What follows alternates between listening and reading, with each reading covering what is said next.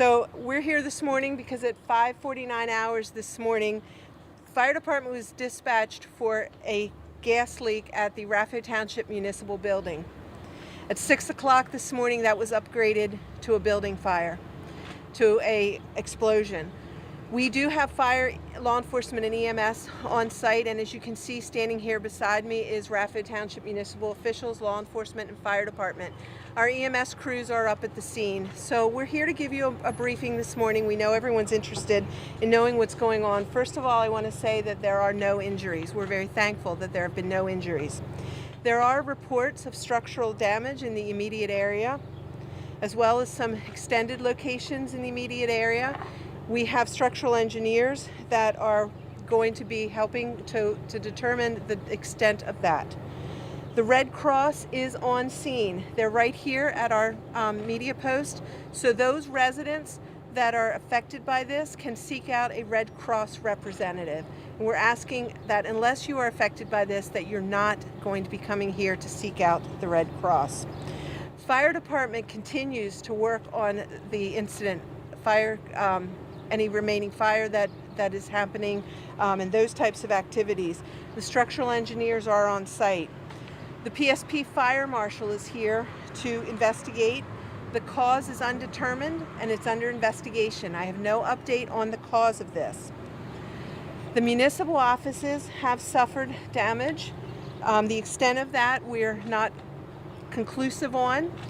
The township officials are working to find a suitable location for continuity of operations, but they have announced that tomorrow evening's Thursday municipal meeting will be held here at the East Fairview Church of the Brethren.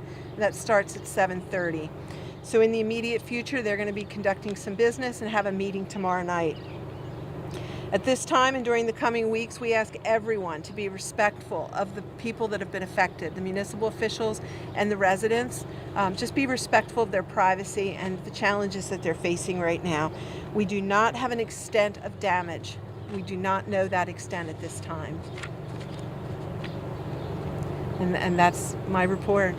And you said it was a propane leak that caused the explosion?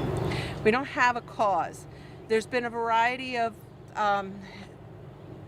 comments, but we don't have a cause. The fire police, state police fire marshal will investigate that and determine exactly what happened. And were there people inside the building at the time? There were no people inside the building at the time. At the point that there was a reported gas leak, they evacuated the building. Everyone was outside. Do you know how many employees would have been on scene at 10:06 this morning? At that point, they were only arriving for their shift this morning. I was told there were 6 on site, 6. and 6 could have easily been killed. They were actually running away from the building. They were evacuating. They were evacuating. As they should. They had called it in, they had reported it, they were evacuating, and thankfully they are all safe. You had a question? Do you know how many residents might be displaced by this? We're still gathering those facts. We have some emergency management folks, some county folks looking at mapping, trying to figure out exactly the debris path, exactly the damage path, and working with those structural engineers to get an assessment. So we don't have a lot of information at this point. It's still an active fire ground scene, so we're still in the very early stages of this. I know you're saying you're in the early stages. How many agencies have responded? I've seen names from near and far. I don't have a comment. Fire chief might have a comment on that. Over 20, or can you give us an estimate? Agencies, yeah, I would say over 20. I would like to inform you is that we have received an outpouring from our neighboring municipalities, Mountjoy Borough, Manheim Borough. We actually have nothing as far as road apparatus, so they've actually brought signs out. We had local businesses show up with equipment. Our equipment's all destroyed. Our public works director is getting calls and offers of help, so we're very grateful for that. Can you describe the kind of equipment that was in the building, the kind of loss that you had in the equipment? It's a lot. It's a big township. We had 5 trucks at least, payloaders, you name it, graders, whatever, everything we used to work on the road down to signs is gone.